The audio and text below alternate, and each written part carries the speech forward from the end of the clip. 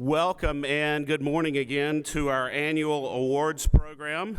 I am John Grimsley, your 2022 president.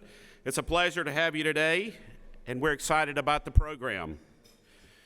We'd like to thank our premier sponsors, Randall Paulson Architects and the Trammell Crow Company. A little bit about Randall Paulson. With more than 80% of their work coming from repeat clients, Randall Paulson is client-focused and strives to give all their clients personal attention and exceptional service. Their integrated and multifaceted business philosophy produces architecture and design solutions tailored to your specific project needs.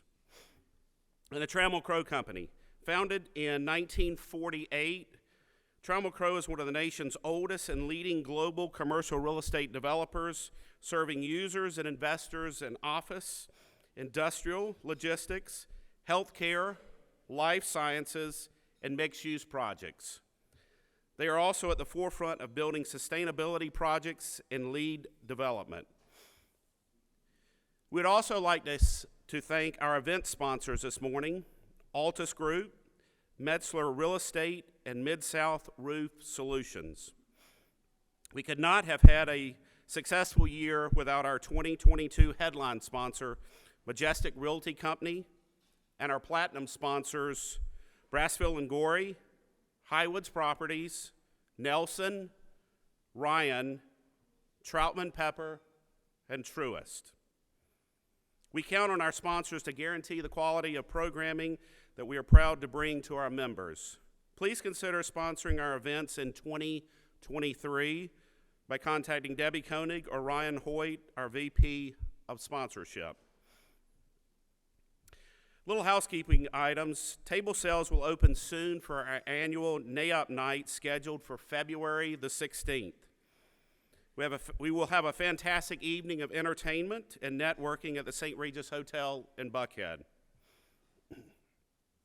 Also, the application process for the 2022 NAIOP Future Leaders is opening today.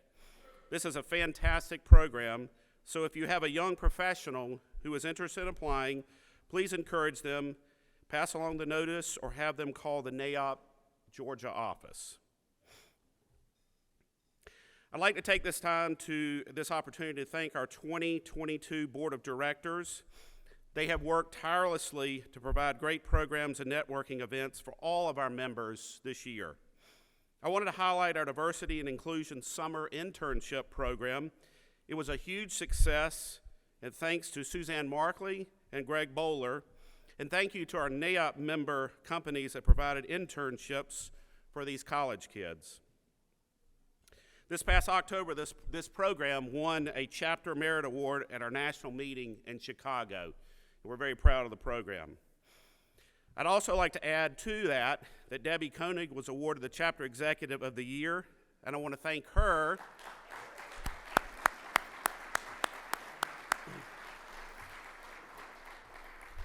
for all her hard work to make this NAIOP chapter a huge success for our members.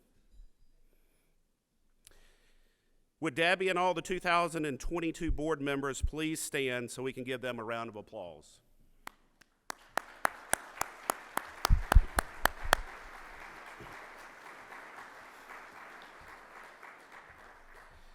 Now, please enjoy your breakfast, and we will begin our program shortly. Good morning, everyone. We're going to let you enjoy your breakfast while we get on with our meeting today. It's good to see you all. Happy December, happy end of the year. Thank you for being here. It is such a pleasure every year that we get to do the Extreme Room Makeover in partnering with the Ron Clark Academy. You can move this line. This year had magic dust about it. We went to the home and understand the trust that this family gives us. You're walking into their home, complete strangers, asking all sorts of questions about the child's room, which is supposed to just be the child's room, but we are NAIOP Georgia, so we never do it that way, of course.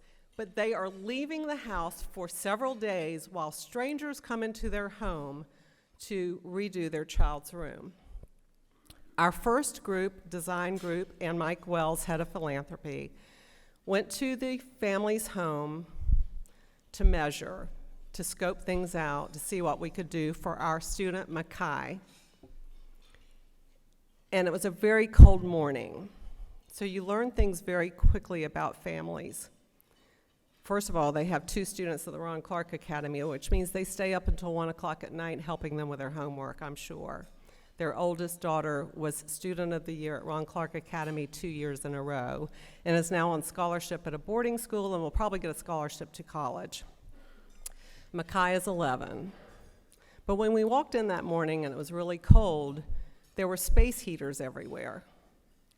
The stove was on top, the burners were on with water, and they were really embarrassed because they had no heat.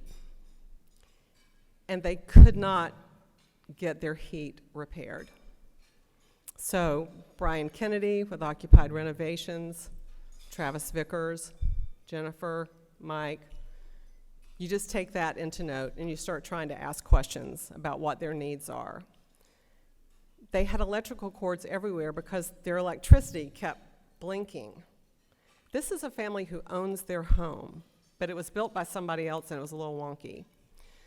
So you make a mental note, and then you go to the student's room, and you go, okay, we can do this. What do you want, Makai? What do you love? He loved global studies. He loves music. He's a creator. When you talk to the teachers about him, they say he's the most joyous child. He loves music. He may be the most talented student we've ever had come through the Ron Clark Academy. So you think that's pretty easy to fix his room. But since we're NAIOP, Georgia, from that day on, when anybody from NAIOP that was volunteering in the initial stages came to the house, they went out and they asked. They asked for favors. I cannot name everybody right now, and I promise you in January and in an email we will have all the companies. But I will tell you that there were more volunteers who don't even know what NAIOP is, who stayed at that house for hours. And the impact that we're going to have on this family, they now have heat. They have a new heating unit that was donated. All the electrical outlets have been fixed. And this was done through the kindness of strangers, people who will never meet Makai, but could feel the vibe and the love in the house from all the volunteers there scrubbing and moving the furniture and building sofas and trying to get stuff done. Short story, we had 2 contractors who came. They were handymen that were supposed to be there for 1 day, and they showed up the door the next day and said, we just want to help. And they gave of their time the entire next day to patch everything up. That's what was happening in this home. I could go on and on about people, but I will say, Brassfield and Gorey, I wish Parker Heron were here today. You find room makeover angels and room makeover gurus every single year, and Parker Heron is definitely one of those. Jake Formanchik, you and your wife, Lanier, created miracles, but not only that, you put in sweat equity like I've never seen in my life.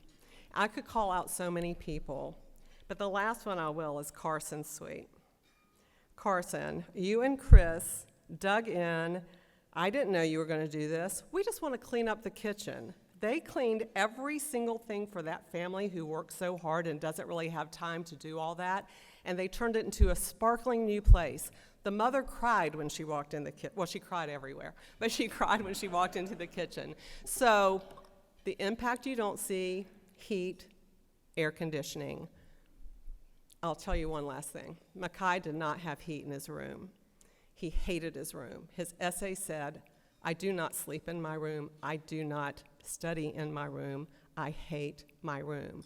And for a kid that is as joyous as he is to use the word hate with us, he hated his room, and we could see why. It was very small, but then we discovered it had no heat. It did not have a heating vent if the family had heat. So you will see in the reveal that he now has heat. Think about that. Think about the ease that that gives a family. Despite Jennifer King and Jeanette Myers and Maddie Myers, our IKEA gurus that just spent hours and hours with us at IKEA, yes, we designed the house. Yes, we redid the family room. We made life easier them. It was all through you that we were able to do that, but we need to do more. There are a couple of structural things that need to be done with that family and for that family that would just make us feel easy walking away and saying, enjoy your life. So let me show you this first. This is Makai. Somebody's in your room filming. Okay, so just so you know. Can we turn up the volume? Yes. You will hear his mother as well. It's a solid door. No one can see it. This is before he saw his room. It's a switch. That is super cool. Look at that. This is a small space. Oh my gosh. Wow. Oh my God. That's his mother. You like it? Okay. I love it. Yes, those are your colors. Let's go. Let's go. Wow. Oh, you crying? Okay, we can son? switch. I think you get it, right? You're crying like mommy. Okay, so.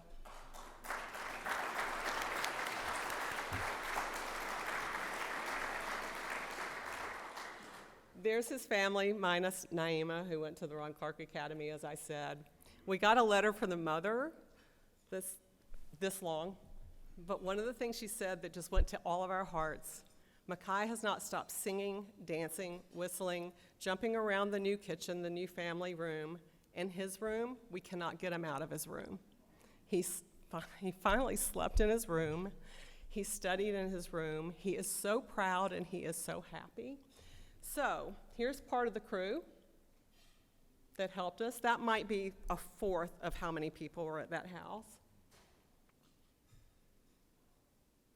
And if you would like to pull out your phones right now and give us any amount of money, thank you to everyone who made donations so far. We have 2 items that we would really like to fix in this house that are going to cost us close to $2,000 to $3,000.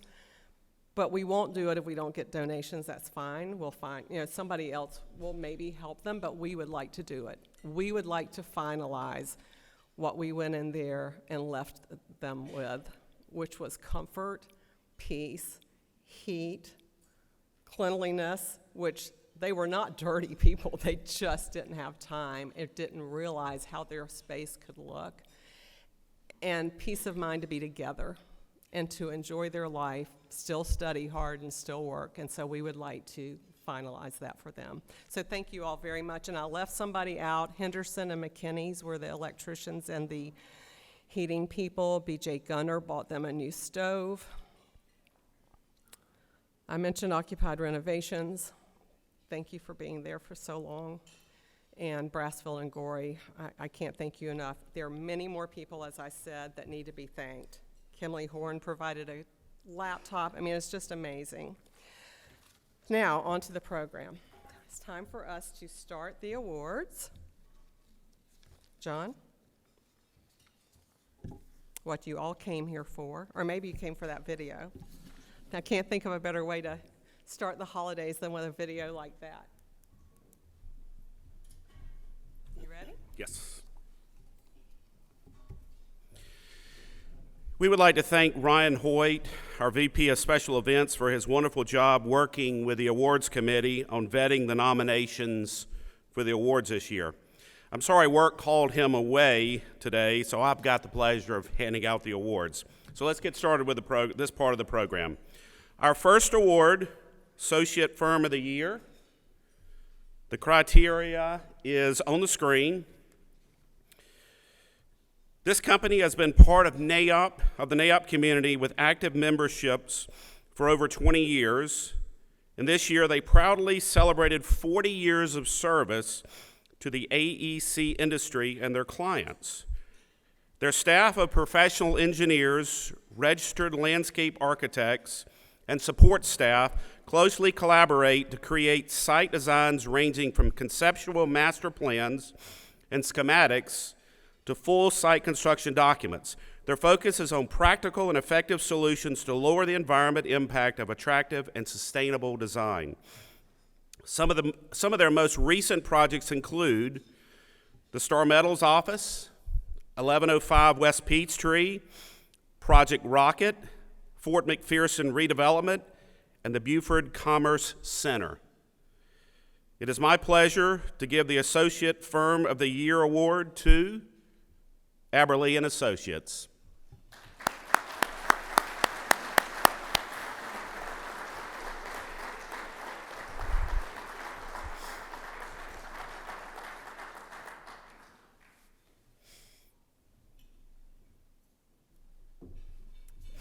If you'd like your picture taken after as well, just come back after the program and we'll take a picture of all the award winners.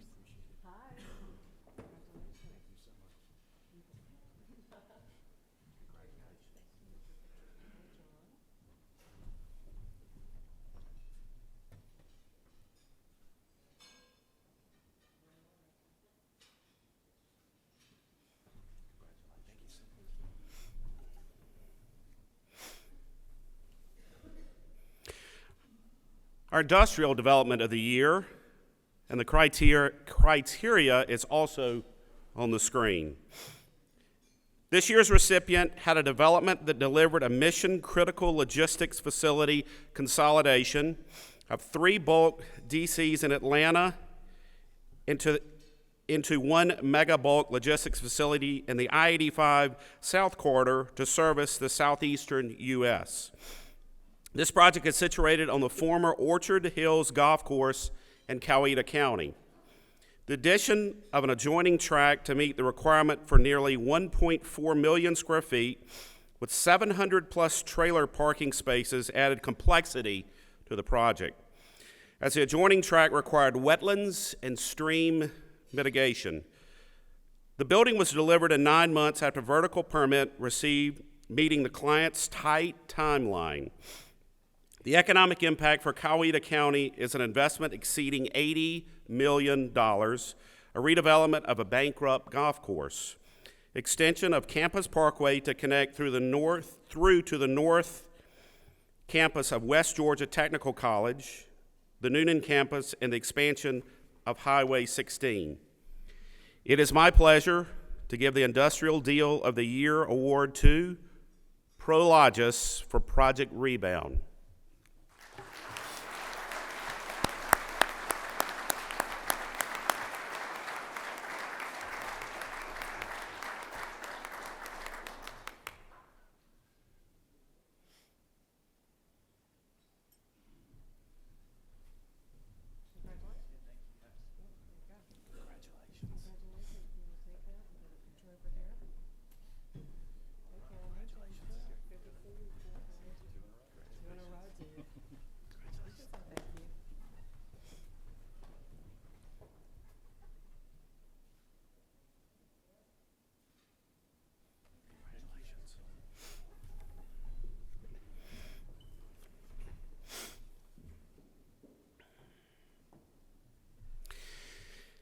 Now we have our mixed-use development of the year. The criteria is also on the screen.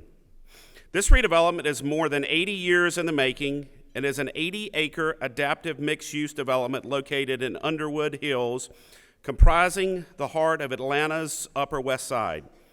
The main focus throughout the development was to create a thriving mixed-use community, bringing distinctive retail and dining options, creative office space, a state-of-the-art residential product, inspired gathering areas, and imaginative experiences and events to this growing area of the city, while preserving the character and authenticity of the 1 million square feet of existing 20th century brick warehouses, 90% of which are 50 years or older.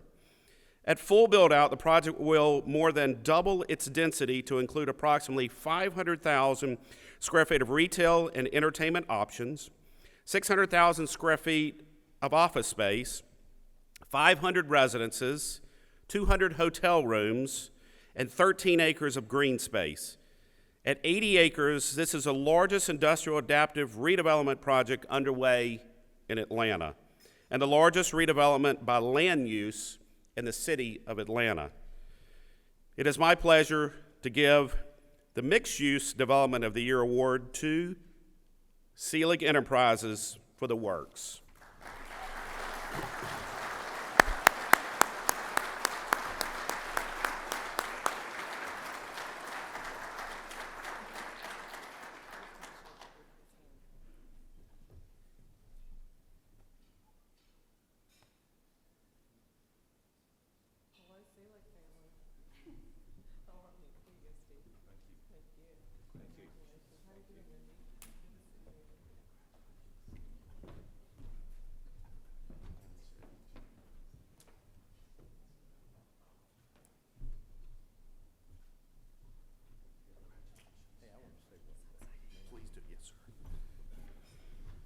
I just want to say one thing. First of all, thank you to NAIOP for this award. But second of all, this is really like a tribute to my late son, Scott, who had the vision for this project.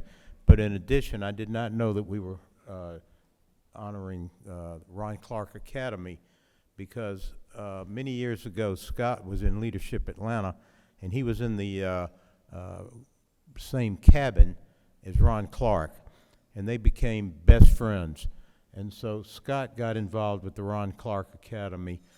He was one of the first to do one of these room makeovers, and all of our warehouse and construction personnel worked on various ones over the years. So this is an extremely meaningful award for us.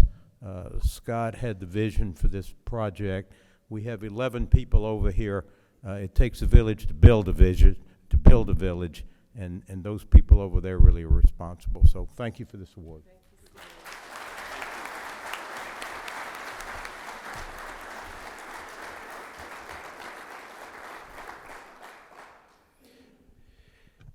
Now to the Office Development of the Year.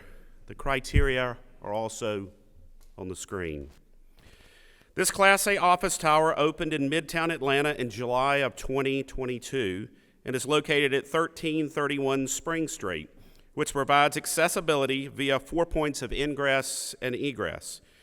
In recent years, there has been significant development in Midtown surrounding Georgia Tech to the south and Ponce to the east. This development is in part of Midtown that was underserved in retail, entertainment, and food and beverage options. Midtown Union adds new life to the city skyline and creates a new community steps from the Atlanta's Arts District. The 26-story, 612,000 square foot office tower is designed to foster collaboration, creativity, and community. Due to its many innovative wellness features, the building is Fitwel certified. It is also pursuing LEED Gold certification. Customers can work, socialize, or unwind in this airy multi-level hospitality lobby or the 12,000 square foot landscape outdoor amenity terrace on the 8th floor, which is where the recent NAIOP Future Leaders reunion was held.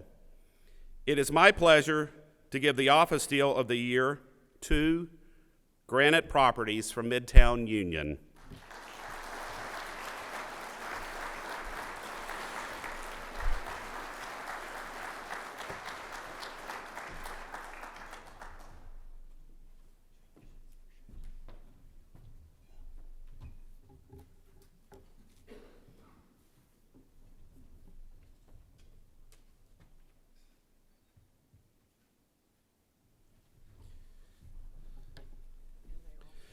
We'd also like to congratulate Granite Properties as well again for being awarded the Developer of the Year for 2022 by NAIOP National as well. Congratulations to them.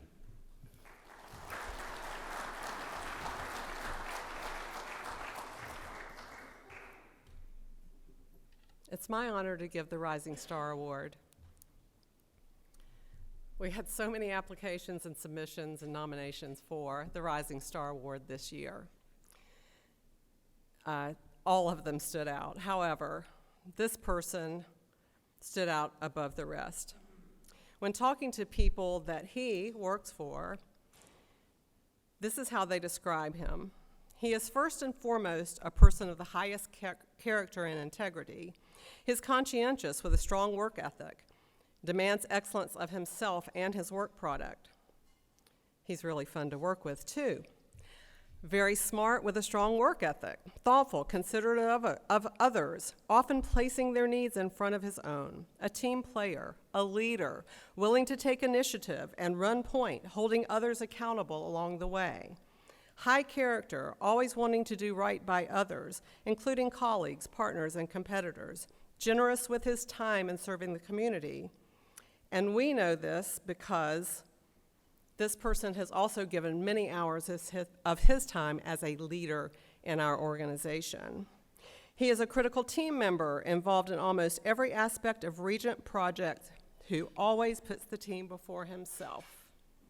This person became a NAIOP Future Leader in 2019, was voted by his peers to be their director in 2022, and is now sitting in the 2023 advisory chair position. John Hamilton, it is my honor to give you the Rising Star Award.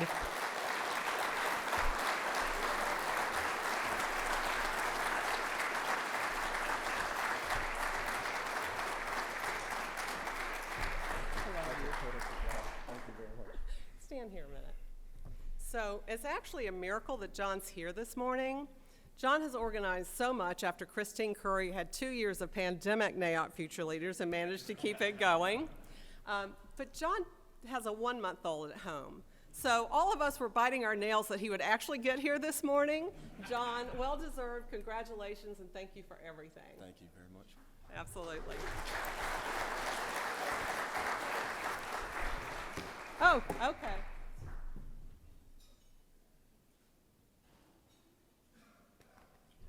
Thank you. On to the keynote speaker. Congratulations to all the award winners, by the way. And just to reiterate, if you'd like a group shot, because many of you are here and we appreciate that, just come up to the front of the ballroom after the program ends, please. Kyle Wade. So we knew Kyle before he knew us. Probably found out about us, but when we had the food drive during the pandemic, how many of you remember the food drive?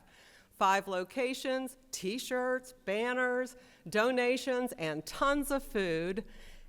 And with the help of a huge donation from Prologis, we were able to give the Atlanta Community Food Bank almost $50,000 and tons of food. At the time, it was the highest donation ever given by an organization to the Atlanta Community Food Bank. So woohoo, everybody.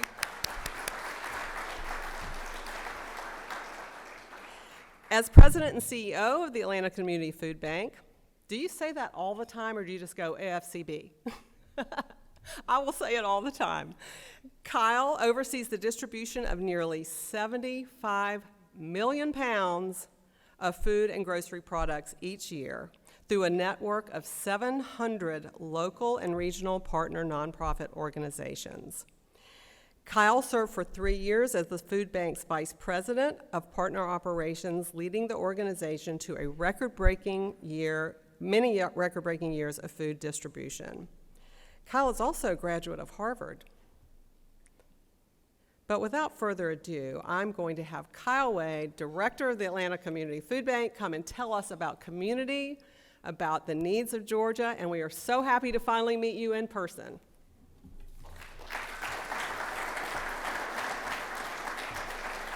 He's going to come up and put up, thank you. Here you go. Also, it is our pleasure to give you a donation that will cover 6,000 meals. Thank you. Thank you. Absolutely. Thank you, Debbie.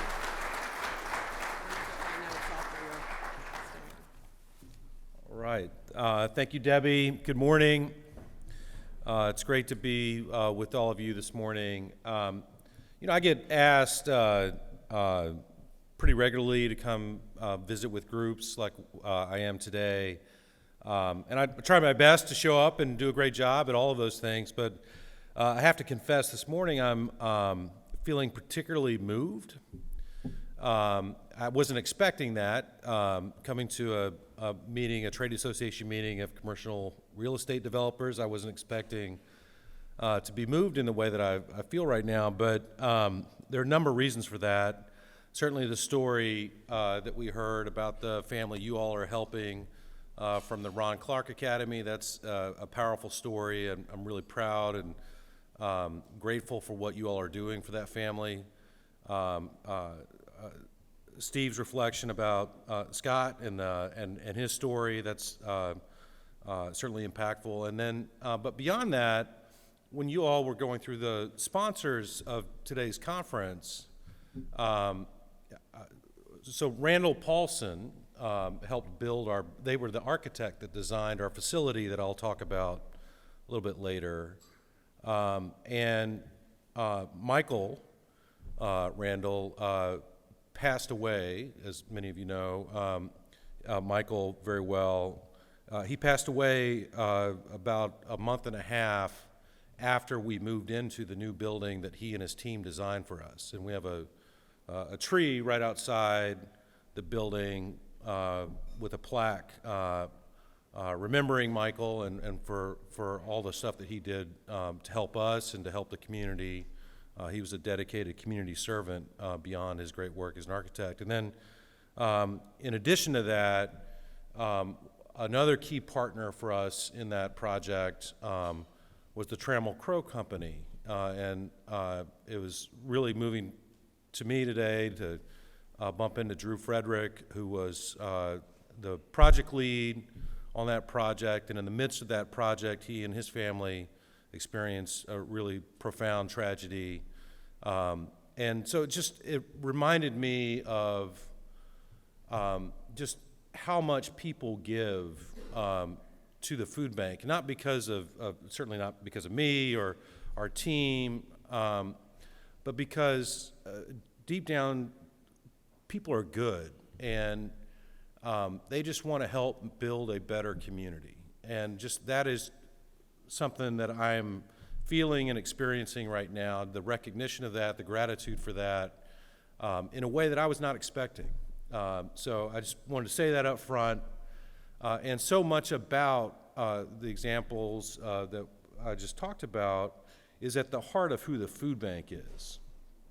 Our mission at the food bank is to engage, educate, and empower the community to fight hunger. And what's powerful about that mission statement, engage, educate, and empower the community to fight hunger, is that there's nothing in that mission statement that says anything about distribution or logistics or trucks or warehouses or even food for that matter. It's all about how we as an organization can kind of create a platform where individuals can find a way to get the resources they need, the help they need to go make a big difference in making our community a better place and helping other people. That's what the food bank is fundamentally about, is a platform that helps people make a difference in the way that they can use their talents and gifts to do that. And so much of our story every day is about how we benefit from that and connect with people across our community who want to make a difference. So I'm going to talk a little bit about what our work looks like, what it looks like today, what it looked like during the pandemic, and how you can get involved to be engaged, educated, and empowered to make a difference in working with us at the food bank. So some just scope for you about who we are. Our food bank is one of the largest hunger relief organizations in the country, one of the largest food banks in the country. We serve 29 counties across metro Atlanta and North Georgia. We work with about 700 community-based organizations, nonprofit organizations, churches, after-school programs, schools, social service agencies, soup kitchens. And we supply those organizations with food and other resources that they then provide to people in need in their local communities. We work with that network of organizations. We got to get some updated statistics to Debbie This year we'll distribute close to 100 million pounds of food to about 700,000 people across those 29 counties. And, there's some important things about those organizations that we work with. 65% of them are faith-based organizations. Almost all of them are led primarily by volunteers. So these are people, again, who are in their local communities, who've just stepped up and said, I want to take care of my neighbors. I'm not getting paid to do it. I just care about my community. They're generally small organizations, so the average, the sort of median distribution volume for those partners is 35,000 pounds of food that they'll move in a year. So that's about 3,000 pounds a month, 700 pounds a week, so relatively small volume for each of them, but they add up to a huge impact. And we got a lot of different ways we get the food out into the community. Those partner organizations host food pantries that people can visit. We do drive-through distributions. We do backpack programs. As I said, soup kitchens. So there's a wide variety of organizations we work with and ways in which they are getting food to people who need it right now. What's the big problem we're trying to solve? So the food bank is trying to solve the problem of food insecurity at the community level and at the household level. At the community level, right now today, across those 29 counties, about 1 in 9 of our neighbors is food insecure, meaning that they often are not sure where their next meal is going to come from. They don't always have the ability to provide the food that their families need to live a healthy life on their own, and that they will need help multiple times during the year to get that food. So 1 in 9 people, about 600,000 people across the 29 counties we serve who are food insecure, including 1 in 7 kids. About 200,000 children live in food insecure homes across these 29 counties. Now, the good news is that over the last 7 or 8 years, the food bank has been significantly growing our food distribution. We've tripled our volume of food distribution, a little bit more than that, since 2012 when I started with the food bank.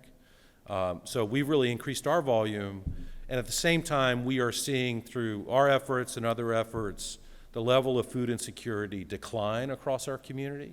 Over time, there are about 300,000 fewer people across the 29 counties we serve who are food insecure today compared to about 2012, right? So we've seen a significant improvement in that, but there's still a large number of people who need our help.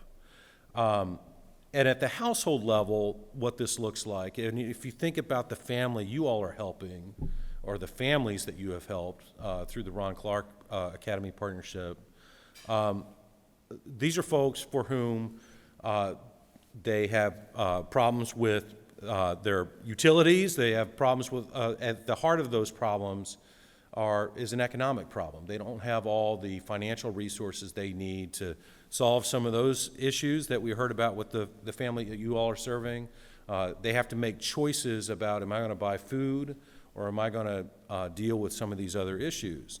And so because of that, they have to engage in a variety of coping strategies for how they provide food for their family. They have to buy less nutritious food that's less expensive. They skip meals. They ensure their kids can eat and maybe they don't eat. And those choices that they're forced to make lead to, in particular, negative health outcomes. The people we serve have much higher rates of heart disease, high blood pressure, diabetes, toxic stress, depression, those kinds of things. Those medical issues translate, of course, into a variety of higher expenses that they have to deal with. It translates into lost income as they miss work or lose jobs or can't work as often. And then that will translate into a much more different kind of cascading in their intensity set of trade-off decisions about, do I buy food, or do I pay for my utility bill? Do I pay for my rent or mortgage? Do I pay for my prescription? And you can see how dangerous that then becomes for a family. So when we can, at the household level, stop that set of choices way back at the beginning of this spiral, where people have consistent, convenient, frequent access to food, it not only means that they get the food that they need, but it helps provide a whole another level of stability in those families' lives. And that's what we're working every day to do with the people that we serve. Another way to think about that, and the way that we are fundamentally trying to support families, is just the idea of we are providing them with bandwidth and breathing room so that they can go solve some of the other challenges that they face. The families we serve, they just don't have discretionary room in their budgets. They're playing the shell game of, do I pay for this or pay for that, trying to keep the different kind of problems that they face just one step away, kind of playing whack-a-mole with all those problems. When we can provide them with consistent, convenient, frequent access to food, so they're getting a meaningful amount of their overall food need from our network, it gives them over time a significant amount of resources, right? A couple $1,000s worth of resources, of food resources over the course of a year can make a huge difference when you're thinking about a family that's trying to go to a job training program but couldn't afford the child care. They're trying to deal with a medical issue. They're trying to get a car fixed. They're trying to get a heater fixed, whatever it may be that can bring stability to their lives. Our providing that food can give them more bandwidth and breathing room to solve those issues. Now, we, of course, have seen some dramatic changes over the past couple of years as we've lived through the pandemic in the level of demand for food assistance across our community. This chart kind of shows where we were in terms of the number of people we were serving prior to COVID, and then what has happened since then. And you can see we had a big run-up in the initial period of COVID, but I think, and then it sort of dropped back down, but what's in particular noteworthy about this chart is where we are today. The last 10, 11 months of seeing inflation and its impact in our economy has a significantly increased demand for food assistance across our community. So we are now seeing as many people as we have ever seen access food through our network. Our food distribution volume prior to the pandemic was about 6 million pounds of food a month. At the height of the pandemic, that went up to more than 10 million pounds of food a month that were going out the door through our network. We saw that decline in the back half of 2021, where by January we were down to about 7 million pounds of food a month, still higher than we were at the beginning. But we are now back to close to 10 million pounds of food a month going out the door. And it's because of the extraordinary pressure that so many families are facing in the current environment. And we expect, there are probably some better economists in the room than I am, but we're expecting that this will be with us for an extended period of time, that people are going to continue to experience, even as inflation moderates, that it will take it's a mile into the woods, it's a mile back out for these families to really get back to a place of stability. So we're preparing for that. This chart just kind of shows the food volume representation of that same kind of growth curve of what our food distribution volume looked like pre-COVID, where it went after COVID, how it moderated, and then how it's escalated again in the past several months. Now, part of what has enabled us to respond aggressively, both during the pandemic and now in the inflation crisis, to the increased level of demand that we're facing, is the extraordinary building that I referenced earlier. So we went through a capital campaign in 2018. It was a remarkably successful and quick capital campaign. We raised about $57 million to build what is now the single largest food bank facility in the country. Many of you probably have visited the old food bank on the west side off Joseph Lowry Boulevard, which was a great facility, but was not didn't have the capabilities we needed to do what we do today. And so we've built this new facility. It's 345,000 square feet under roof. It's in East Point, just off of 285 in Camp Creek Parkway, about 3 miles from the airport.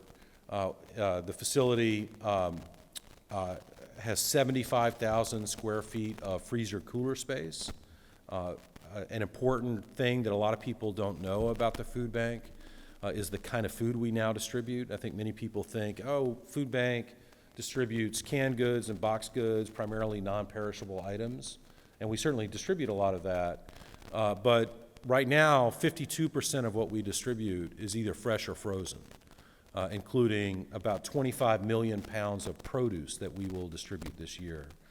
Lots of dairy product, lots of frozen proteins. And so having the right tools to handle that kind of product was a really important aspect of this building. So we have 75,000 square feet of freezer cooler space, about 40 dock doors that allow us to move product much faster than we could in the old building. There are a lot of real estate developers here, so they love these statistics. So we've got 500 parking spots, we've got big truck court, all that stuff, right? 64 acres, you know, I could go on and on. But this building has been transformational, and I think beyond the physical infrastructure it provides, again, what the story behind the building is just how supported we were by the community to make this happen, right? This was a massive undertaking, and the fact that we were able to raise the money we needed to get the thing built in the way that we did. We moved in to the building on March 2nd of 2020, so about 11 days before the world shut down. We were fighting, Drew may remember this, we were fighting with the city of East Point to get our CO up until about 4:30 on February 28th or whatever that was. And we finally got it so we could move in that Monday. Just imagine if that had not worked out the way it did, and 3 weeks, you know, it was going to be delayed by 3 weeks. Like, we wouldn't have moved in for 6 months if that would have happened. And our ability to move all that food that we did during the pandemic wouldn't have happened. And so there was just so much serendipity and good fortune and great support that made this building possible, which helped keep our community together during the largest hunger and health crisis we've experienced in our lifetimes. The work we do at the food bank is not limited just to moving food in and out. That's obviously the core of what we do. But we engage in lots of other activity to help get resources to families who need it. So we support a benefits outreach program to ensure that families who are eligible for a variety of different benefit programs can access those things. We are working with families not just to get the food they need today, but to build stability through a variety of shortening the line efforts to help them get to independence. We work really hard on advocacy and public policy efforts to find ways to get more supports to the families we serve. We've got a large food nutrition education program that helps people know how to use the food that we're distributing. It includes a great partnership with Grady Hospital, where we have a food as medicine pharmacy in the space that used to be at McDonald's just in front of Grady Hospital, where Grady patients with high A1C levels can go get healthy food as part of their treatment that helps them recover more effectively. So we've got a variety of programming that provides additional support to families beyond the food we distribute. And I'll just end with, there are a lot of ways you can get involved to help us support our mission. We engage 30,000 volunteers a year. Many of you have done this at our building. You can sign up online for a volunteer shift. You can volunteer in other places across our network through our organization. So volunteering is a big way to get engaged. You can help refer people to locations where they can get help and find those locations on our website. And of course, you can support us financially. Right now, there's kind of a low point on federal support for our work at a time when we're facing really high demand. We're spending close to $2 million a month right now to buy food to help fill in that gap. So we need financial support, and you can support us financially at our website. Every dollar you contribute to the food bank helps us provide up to 4 meals. So it's a really impactful way to invest your philanthropic resources. And we can't do our work without the community. We've got 190 staff people, which feels large sometimes, but it is, in the big scheme of things, really small. We're trying to serve 700,000 people every day. We can't do that by ourselves. We need all of you to help us. So thank you so much for having me. Thank you for what you're doing to help families in Atlanta. And we look forward to seeing you down at the food bank and help us build a stronger community. Thank you.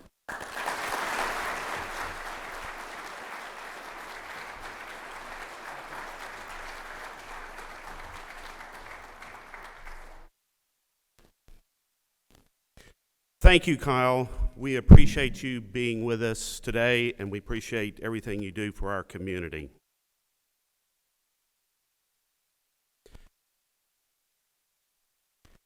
Now let's focus our attention. We will now vote on next year's Board of Directors. So please direct your attention to the screen, where we have listed the NAIOP Georgia proposed slate of officers for 2023. So all in favor of accepting the proposed slate, please say aye. Anyone opposed? Looks like the yeses have it. The proposed slate is accepted for 2023. Congratulations.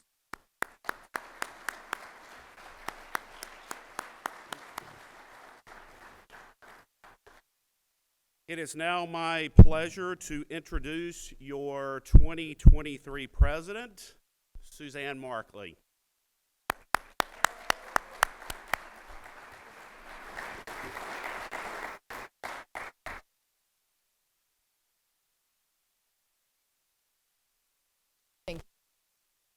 As we formally pass the torch of the NAIOP Georgia presidency, I first want to personally thank John for his time and commitment to this chapter over the last year.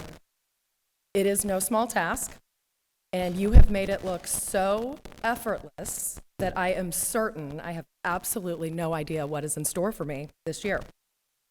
Your dedication alongside that of Debbie and Heidi and the entire 2022 board is so deeply appreciated. And I'd like to ask everyone to join me in recognizing them all.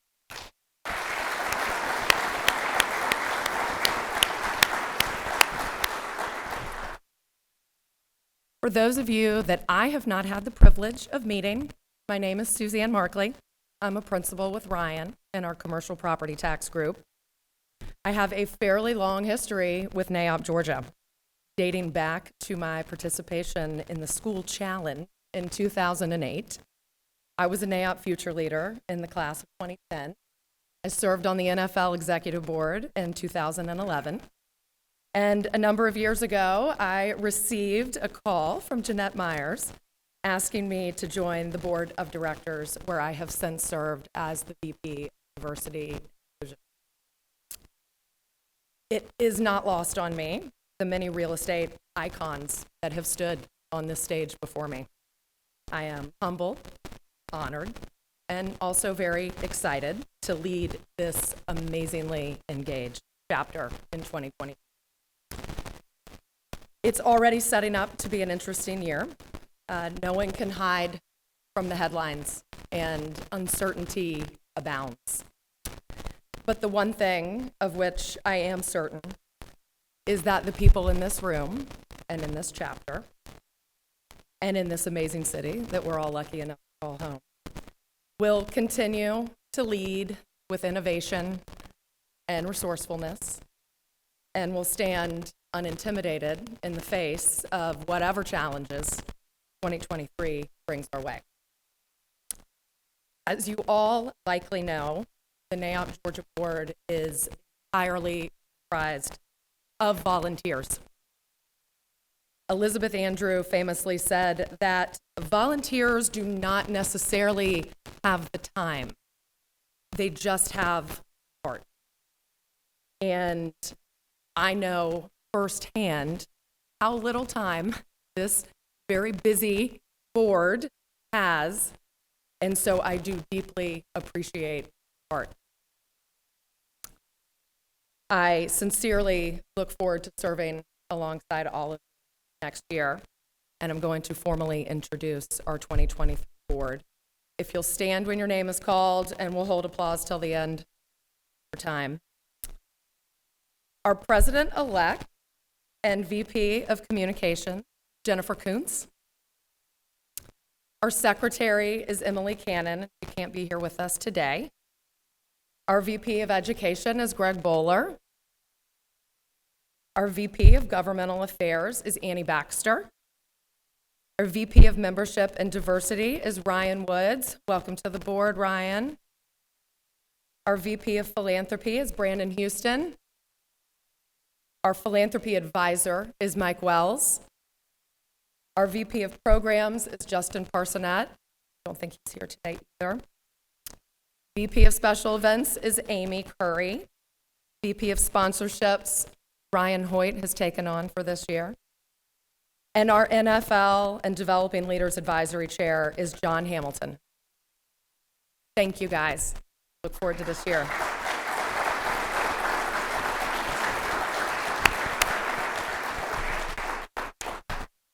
Before we close, I'd like to thank again our headline sponsor, Majestic Realty, and our premier sponsors, Randall Paulson Architects, Bramall Crow Company, as well as our gold sponsor, Altus Group, silver sponsor, Metzler Real Estate, and bronze Mid-South Roof System. I'd like to wish everyone a safe, healthy, and restful holiday, and we stand adjourned.